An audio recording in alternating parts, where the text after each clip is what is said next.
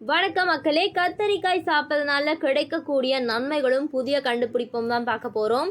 So நம்மளுடைய சேனலை நீங்கள் இப்போ தான் ஃபஸ்ட் டைம் பார்க்குறீங்க அப்படின்னு சொன்னால் மறக்காமல் சப்ஸ்கிரைப் பண்ணிவிட்டு சைடில் இருக்கக்கூடிய பெல் பட்டனை கிளிக் பண்ணி ஆல் அப்படின்ற ஆப்ஷனை செட் பண்ணி வச்சுக்கிட்டீங்க அப்படின்னா நான் போடக்கூடிய தகவல்கள், அற்புதமான விஷயங்கள் உங்களுக்கு நோட்டிஃபிகேஷனோட அடிக்கடி வந்துடும். இப்போ நம்ம பதிவுக்குள்ளே போயிடலாம்.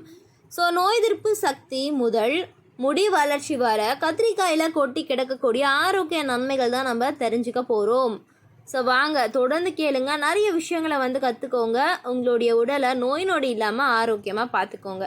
ஸோ முதல் விஷயம் என்ன சொல்கிறாங்க அப்படின்னா, கத்திரிக்காயில் இருக்கக்கூடிய மருத்துவ குணங்கள் உடனடி ஆற்றலை வழங்குவதற்கு மிகவும் உதவியாக இருக்கும் அப்படின்னு சொல்கிறாங்க.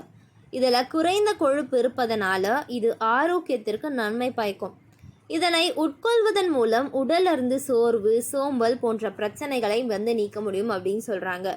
ஸோ நமது உடலில் நோய் எதிர்ப்பு சக்தியை அதிகரிக்க அத்தியாவசியமான வைட்டமின்கள் தேவை. ஸோ கத்திரிக்காயை உட்கொள்வதன் மூலம் நம்மளுடைய உடல் பார்த்திங்கன்னா வைட்டமின்களான vitamin A, vitamin C, vitamin D, vitamin B2, vitamin B6, vitamin B12 மற்றும் செலினியம், இரும்பு, துத்தநாகம் போன்ற வைட்டமின்களை பெறுகிறது. இது நோய் எதிர்ப்பு சக்தியை மேம்படுத்துவதோடு மட்டுமல்லாமல் உடலை இருந்து தொற்று நோய்களை தடுக்க உதவுது அப்படின்னு சொல்கிறாங்க.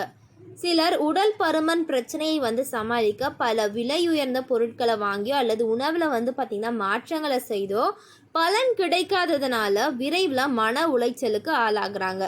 இவர்களுள் நீங்களும் ஒருவராக இருந்தீங்க அப்படின்னு சொன்னால் கத்திரிக்காயை உட்கொள்வதன் மூலம் எடையை எளிதாக குறைக்கலாம் அப்படின்னு சொல்கிறாங்க. ஸோ கத்திரிக்காயில் அதிக அளவு தண்ணீர் இருக்கிறது. இது நம்மளுடைய உடலில் நார் சத்து அளவை அதிகரித்து மேலும் இதில் கலோரிகள் மிக குறைவு அப்படின்னு சொல்கிறாங்க. இந்த நிலையில் அதை உட்கொண்ட பிறகு வயிறு நிரம்பியதாக உணர்கிறது மற்றும் நம்மளுடைய உடல் எடையானது குறைகிறது அப்படின்னு சொல்கிறாங்க.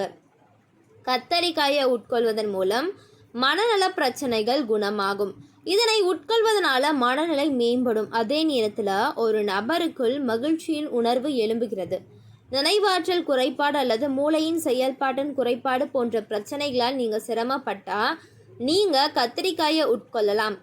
இதனுள்ளே காணப்படக்கூடிய folate, vitamin A, vitamin B, vitamin C, இரும்பு, துத்தநாகம் போன்றவை இப்பிரச்சனையை தீர்க்க பயனுள்ளதாக இருக்கும் அப்படின்னு சொல்கிறாங்க.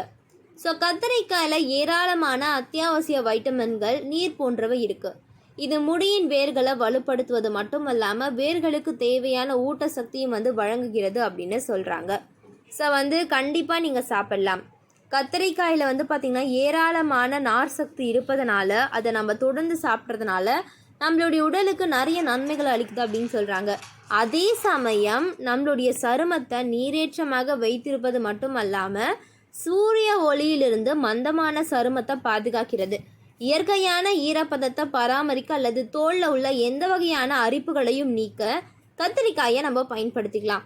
ஸோ இந்த நிலையில் தேன், கற்றாழை சாறு மற்றும் பிரிஞ்சி பேஸ்ட்டு கலந்து முகத்தில் தடவுவதனால 10 நிமிடம் கழித்து முகத்தை கழுவும். இப்போது ஐஸ் கட்டிகளுடைய உதவியுடன் முகத்தை குளிர்விக்கவும், பிறகு முகத்தை கழுவும்.